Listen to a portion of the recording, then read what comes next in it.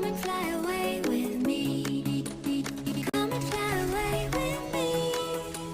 Come and fly away with me. Don't you be afraid, everything will change. You and I, jumping off the ice. This the I'll make sure not to go in there. So come and fly away with me. Into the pit. Today we're going to be reacting to hold on. Today we're going to be reacting to Game Theory Into the Pit changes the FNAF timeline. So, I've been wanting to react to this for a while now, but haven't really gotten the chance to. Either because I haven't finished Into the Pit yet, or because I just haven't found the time. But I have the time now, so we're gonna react to this. And yeah, let's not waste any time and get straight onto the video. What's the point of this mask from Into the Pit? Plus, I think this is my first ever Tom reaction. If you guys don't know, Tom is the guy who took over Game Theory after Matt Pat retired. As you explore the house of our main character Oswald, this item can be viewed from the attic. But when during the game this happens is completely random. What's even stranger is that it's the only piece of Fazbear merchandise in the entire house. The game would have you believe that it's just a tradable item, and while yes, you can use it for that purpose, there are plenty of other items that show up way more reliably that can also be used for the game's one and only trade. Wait, really? Making a luck-based item. There's something else you could use to trade for it? And by the way, I had never came across this thing. I don't think correct me if I'm wrong, but I don't think I've ever came across this thing inside my Into the Pit gameplay. Like this feel totally unnecessary, unless it's not really here to be a game mechanic. It's here to tell us something. Something important. And I think I know what it is.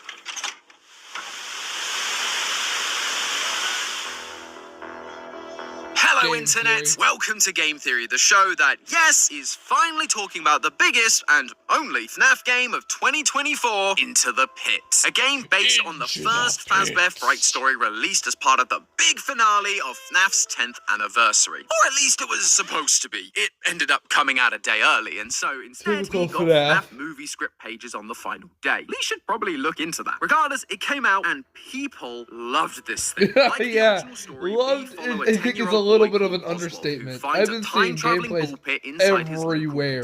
Jeff's Pizza. The ball pit takes him back to Markiplier, 1985 when he finds out also, that Jeff's like, used to be a Freddy Fazbear. This thing's got all the stuff you'd expect. Arcade machines, pizza, and a bunch of dead Matt kids, Pat along definitely with the did. Yellow Rabbit mascot that's responsible. Yeah, this place is the real deal. The Yellow Rabbit tries to catch Oswald, but he escapes, only for the yellow creature to jump out and drag his dad back into the pit instead. The rabbit then re-emerges. He said it! From the pit, He said the thing! He said the title of the game! Oswald's father. And I don't just mean he's acting like his dad. I mean he physically takes on his appearance. At least to everyone else. Nobody seems to be able to see the yellow rabbit except for Oswald. And so it's up to him to find a way to sneak past the rabbit, get out of the house, and back to Jeff's to find his dad. Eventually, Oswald does find him, frees him, and kills the yellow rabbit in the process. Yeah. There are some changes here and there to make sure that it works as a game rather than a 40-page story, but if you guys overall, haven't it's a seen really that good yet, experience. The time travel mechanics work great for in-game puzzles, and the pixel art style is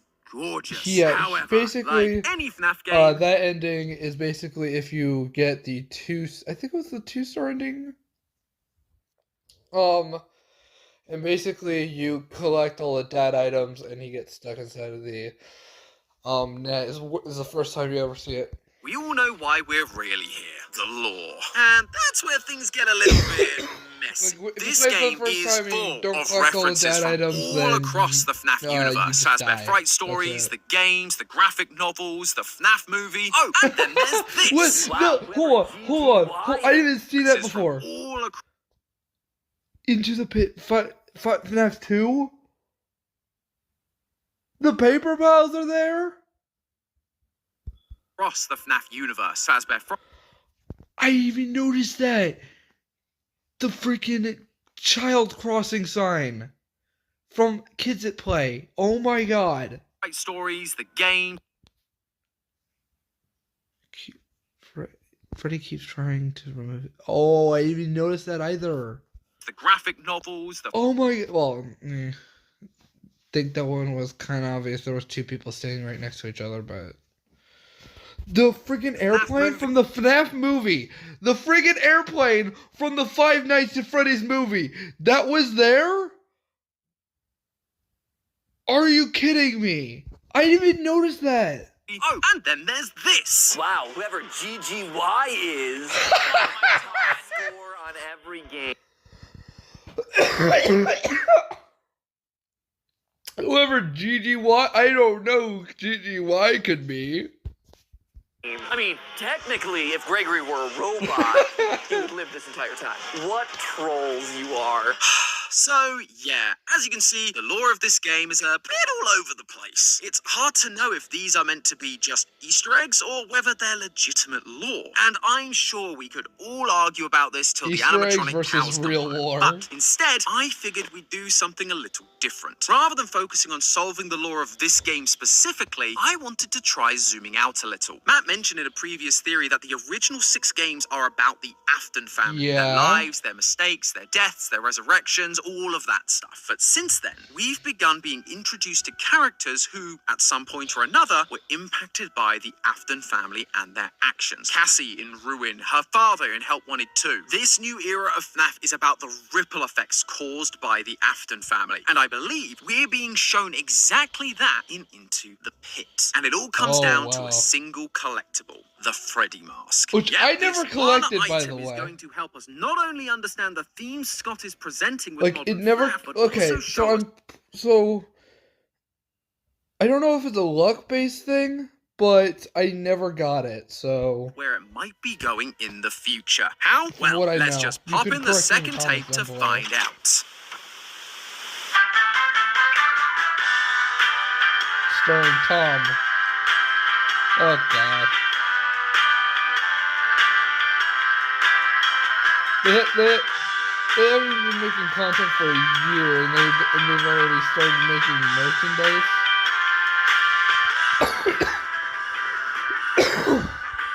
I know I've mostly gone over this ad so far, but I'm not getting paid to basically play the advertisement, so I'm just gonna cut till after the advertisement if that's okay with you guys. Welcome back from the All right, break. Thanks we're for back. sticking with us. Before we get too deep into the big meta stuff, we should probably go over the basics of this Freddy mask. During the game, you can explore multiple rooms in Oswald's house. One of the rooms is Oswald's attic, but on a random night, there's a chance that this Freddy mask will fall down when you open the hatch. This stood out as a strange detail because What?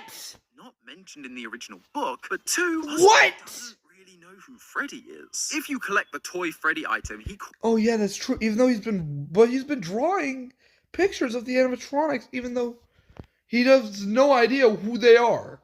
calls Freddy this thing rather than by his name. And then if you collect this mask specifically, he asks, why would anyone want to look like this thing? Not only does he not know who Freddy is, but he has no idea why anyone would want to look like him. This cannot be his mask, meaning it would have to belong to someone else in the house. Given their prominence in the game, my first thought was that it must belong to his dad. But when I realized that, there was just one thought running through my head. Is Oswald's dad Freddy Bro, the bully wearing the Freddy mask during the fight possible. of 83? Anything's I definitely possible wasn't the with only FNAF, to be person thinking honest. this either. Plenty of others online were quick to make this connection, but why? Why But would the it would immediate make assumption sense. be It that would if make Oswald's sense. dad has a Freddy mask, then he must be this random character from Like, FNAF why else 4? would he Well, have a Freddy because mask? this isn't the first time this has happened. Unless if In he was a Ruin, fan of the Cassie was able to franchise. collect a Bonnie mask and combine That's that true. with other That's true. In friggin' FNAF Help Wanted 2, there was this Bonnie mask that you could collect. Plus the AR Bonnie mask from Ruin. the details she gave us about her dad, like the fact his favorite character was Bonnie, and that he collected Fazbear memorabilia from the 80s, it led us to believe that Cassie's dad was another one of these bullies, Bonnie Bro. However, Bonnie Bro. mask alone does not a Freddy Bro make. There would obviously First we have Foxy Bro, now we have Bonnie Bro, and now we have Freddy Bro. need to be other connections. And so the first question I asked myself was, does the timeline match up? It sounds simple enough, but we're actually What's missing that? a number of Chica details. chick The game or doesn't tell us how something old like Oswald's that? dad is. All we know is that he's old 'Cause enough I to don't have a know if 10-year-old son. On the other side of things, while we don't have the exact ages, it seems pretty widely accepted that Michael and his bully friends are at least tweens when we see them in 1983. So, for Freddy Bro and Oswald's dad to be the same person, Into the Pit would need to take place far enough in the future from 1983 where he could grow up, have a kid, and have the kid turn 10 years old, while also not being so far into the future Yeah. that he becomes too unreasonably old to look the way he does. Which leads me to my second problem. The game is very explicit that Oswald is traveling back to 1985, but Which, it's never stated I what forget, how old do you have to be to not be able to have a kid no more? Hold on. So the answer is around 30, 45, so. he starts in. In fact, Megacat Studios has been so I just careful searched it not to up on reveal Google, the date so. that despite the calendar in the past giving us the month and year, the one in Oswald's house during the present only shows the month. But there are a few details that slipped through the cracks, and I believe that they can help us figure out at least a rough Okay. range of dates for when this story takes place. During the second day, you have the opportunity to look around Oswald's By the way, school those calendars are inaccurate. There's 5 slots and there's 7 days in a week. And in the second classroom, you can find several things hanging on the wall, like numbers, a sun clock, and a world map that seems a little broken. Maybe that's why there's no bears in Security Breach. Before their extinction, bears were known to attack pizza delivery trucks. Probably a theory for another day. But just below that is the actually important detail, another calendar. Just like the one in our house, it tells us the month with no year. But there's one crucial difference. It has the days crossed out, with the final marked date on the calendar being August 16th. Now, as a Brit, I typically read my calendars as the first day being a Monday and the last day being a Okay. I don't mean this to be offensive, but what is wrong? What is wrong with British people on thinking that? It's Sunday comes first. Saturday comes last. That's how it's always been.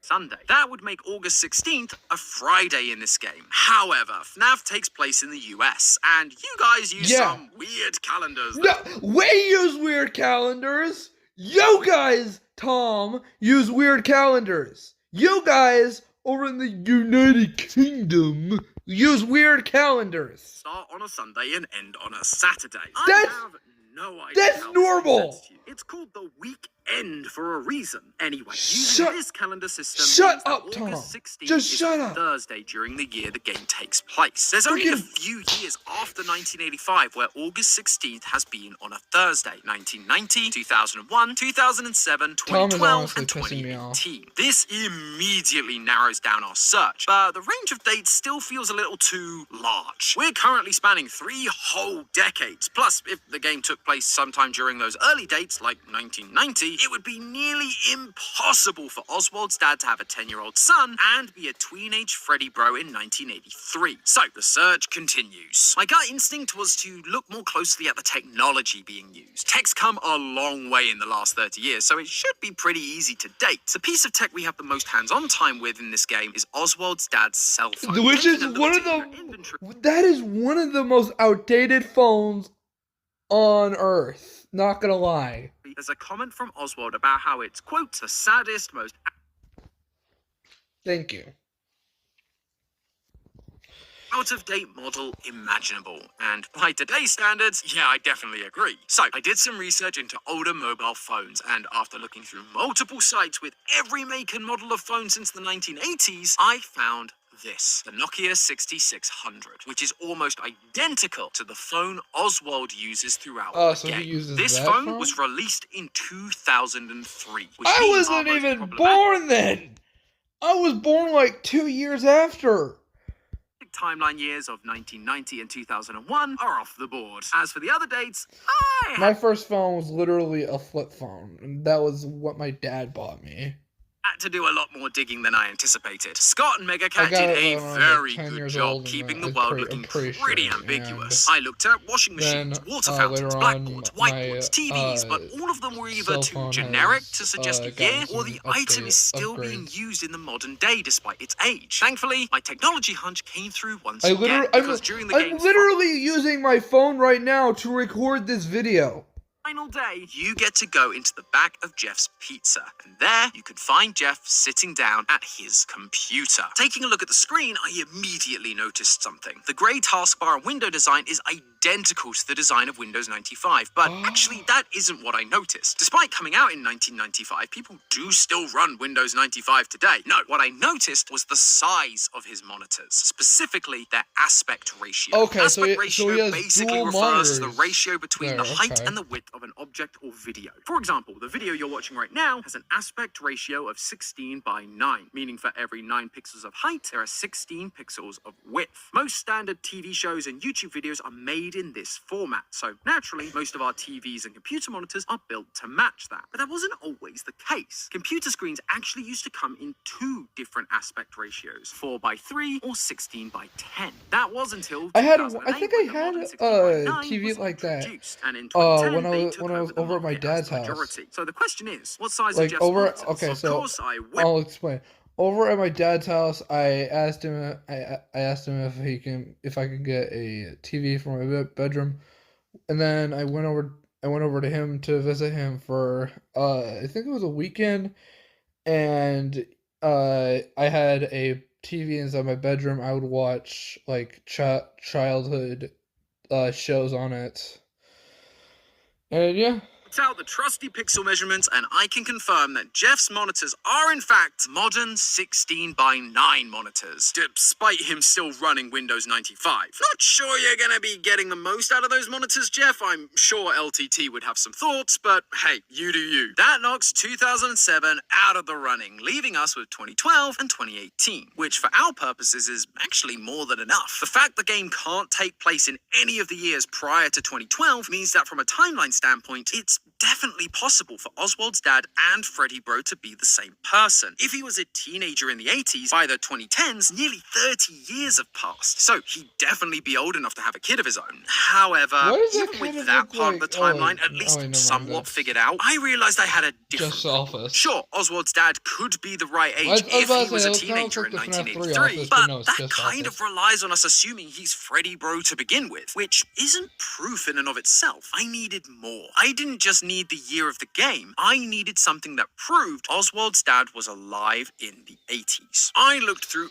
every inch of this game but found nothing. So I did the only thing I could. I went back and reread the book. I know, who could have seen that? That's Now, fun. I've read these books countless times, but each time I do, new details jump out to me. And with this new game fresh in my mind, I spotted this. Quote, Dad, how old were you in I don't really want to get my Into the Pit book out right now, but I can put it on the screen and I can't talk. In editing and show you what it looks like. My book is over in the other room though. 1985. Inside my I was just a backpack. couple years older than you. All I could think about was how many quarters I had to spend at the arcade. Jeff's Pizza. Back before it was Jeff's Pizza. It was some kind of arcade, wasn't it? Yeah, it was, but it closed. At this point, we know that Jeff's Pizza was originally a Freddy Fazbear's Pizza back in 1985. So, for Scott to remind us of that, as well as tell us that Oswald's dad spent all of his time in arcades like it during 1985, it's not a massive leap to assume that the two are connected. So, not only was Oswald's dad alive during 1985, but he spent a lot of time at Freddy's as well. But it gets better, because even though Oswald's dad was playing coy about his age, a couple of years is definitely something we can work with. Fun fact, there have actually been studies on what people mean when they say a couple of years. Traditionally, the word couple just meant 2, but Yeah, now it 2 or can 3. basically mean anything from 2 to 8. What? Although it tends to average out at around 3 to 4 years. If that's the Since case, then with when? Oswald being 10 during the story, Oswald's dad would have been roughly 13 to 14 during 1985, making him at least 40 for the earliest date we found, 2012. That is more than 40? reasonable considering he has a 10-year-old son. But does Oh, that yeah, line up yeah, with the yeah, FNAF 4 yeah, bullies? that Well, makes sense, if that makes Oswald's sense. dad was 13 or 14 in 1985, that would mean that in 1983, 2 years earlier, he would have been 11 or 12. Now, we 11 or don't know the 12. ages of Michael and his friends here, but we can make a pretty good educated guess. The average height of an 11 to 12-year-old boy is between 56 and 59 inches. And during the scene, we see them walk past a handful of dining tables, which usually measure in at around 30 inches tall. If you take a look, you'll see that the bullies are just shy of double the table's height, putting their height smack dab in the middle of the 56 to 59 average. Did we just find the ages of the FNAF 4 bullies? I think That we was did. not the intention of this episode. And, you know, it's FNAF, so I'm not going to hold on to it too tightly, but it's definitely interesting to think about. And for our purposes today, it does mean that Oswald's dad would have been the perfect age in 1983. Combining that with his frequenting of Freddy's locations and owning the same mask, he's looking like a pretty good candidate for the identity of the Freddy Bro. It's more than just the timeline stuff too. A detail I always thought was odd was Oswald's affinity for drawing, quote, mechanical animals. He does this at the start of both the game and the book, and as we get more details, it turns out he's drawing characters like Freddy, Bonnie, and Chica. But this is before he's even gone to Freddy's, and as I've already mentioned, at that point, Oswald doesn't know who these characters are. What's even weirder is these drawings don't play any part in the story whatsoever. So why are we being shown this? Because the start of a story is where you establish who your character is, their likes, dislikes, hopes, dreams, and their relationships. In this case, we're being shown that before this story about a Freddy Fazbear's even starts, this character, this family, has a connection to the Fazbear franchise. A connection Oswald may not fully understand, bad but one that his connection, dad but a connection certainly nonetheless. does. But why does this matter? What does this fundamentally change for us and our understanding of this franchise? Well, it's once again showing us that this modern era of FNAF is widening our view on the world and the characters we look at, focusing on the knock-on effects of the Afton family and how the part these other characters played all led to them changing their ways. Cassie's dad being Bonnie Bro in Ruin was the first instance of this. Cassie tells us that he had a technician's Faz wrench, hinting that after the bite of 83, he grew up and became a technician. Could stop any malfunction like the one in witnessed ever happening again. Oswald's dad being Freddy Bro does the same thing. We learn that Oswald's dad used to work at the local mill before it shut down. Again, in true Scott fashion, he kept what type of mill this was vague in the story. I always imagined it was just your typical steel or wood mill, but in the game, we actually get to visit this mill. Or more accurately, you get to visit the trash heap outside the mill. Although, this isn't any ordinary trash. I mean, some of it is, but next to the classic black bags, you can see a few recognizable Fazbear characters. The most obvious ones are Trash and the gang from FNAF 6. Because, of course, the characters made from literal trash are hiding out in a dumpster. But besides them, you can also find things like a toy Bonnie doll, a Bonnie mask, a Freddy head, and a couple of animatronic hands and feet. And these things do belong to the mill as well, because Oswald says that they've been sitting there ever since the factory closed down. This mill isn't just your typical mill. They were making parts for Fazbear Entertainment. Oswald's dad worked at this factory, so it seems like he grew up and started working at the local factory that made Fazbear parts to make sure that they were properly inspected, tested, and approved before being sent out. That way, no kid would ever suffer the same fate as Michael's brother due to a faulty part. For years, Michael, the Foxy Bro, was the only one of the bullies to truly try to atone for the mistake he made. He wasn't able to help his brother, but he tried to put his sister back together. And when he learned the truth about his dad from her, he went on a mission. Yeah, that's a whole nother story. For almost a decade, the other three by the bullies, way, if you guys want me to make an official at least my version of the Five Nights at Freddy's timeline, now I can go ahead and showing make up that. one by one and revealing to us that these events did change them. That just like Michael, they too are trying to atone for what they did back in 1983. And this theory works regardless of whether you think Into the Pit and the books are 100% canon and Oswald's dad is literally Freddy Bro, or whether you believe he's just So a far, parallel from what for a I'm grown-up seeing, Freddy Bro. it's The theme probably is still the same. becoming This canon, era of but, FNAF is about the ripple like, effects of partly the canon, Aftons and the partly not atonement canon. of the FNAF 4 I don't know. bullies. Scott is trying to wrap up loose ends that were left. Okay, Scott, he has always been a bit of a troll. He has always been a bit of a troll. So before he said when the Frights books were being made, he said that the Frights book, at least the Frights books, were not canon to the game's timeline. That they were, that they were in their own separate universe. But they explained what is possible inside the game's timeline. Dangling for years. He's giving us So a I little don't more know. insight into characters that up until now have basically been one-dimensional. Both Bonnie Bro and Freddy Bro were just bullies. Mean kids that thought it would be funny to shove Mike's little brother into the mouth of an animatronic he was terrified of. But now we're being shown that they didn't stay those one-note cruel bullies after that. That just like Michael, they were haunted by what they did and were doing It would whatever make they sense. could to make up for it. We see during the end of the game that Oswald's dad deeply cares about his son. He's no longer the awful bully. He's kind and loving, just wanting to provide for his family. And That's a lot of stories nowadays. Like that's a lot of stories. Right? Not right now, but like that's a lot of stories that happens. Like, the big bad bully is mean when he's a child, but when he grows up, he's nicer. That's a big thing in factory storytelling. shut down. He was trying to stop the same horrifying incident happening again, just like Bonnie Bro did as a technician, and just like Foxy Bro did when he put an end to dear old dad. Or at So least tried theorists, to. when the next FNAF game does It was come more out, one Henry that isn't the than prequel anyway, make sure you Michael, keep an eye out but- for a Chica mask. I have a feeling whoever it belongs to might have an important But Michael story did to to tell. participate, But so. hey, that's Have we got a peachy deal for you? Fierce Legacy Collection has with All right. Well, I hope you guys enjoyed this video. If you guys made it this far into the video, make sure to like the video, subscribe to the channel if you haven't already. And yeah, I make gameplay videos, reaction videos, pretty much explaining videos, any type of videos you guys want to see. So yeah, I'll see you guys in the next video and or live stream. Peace.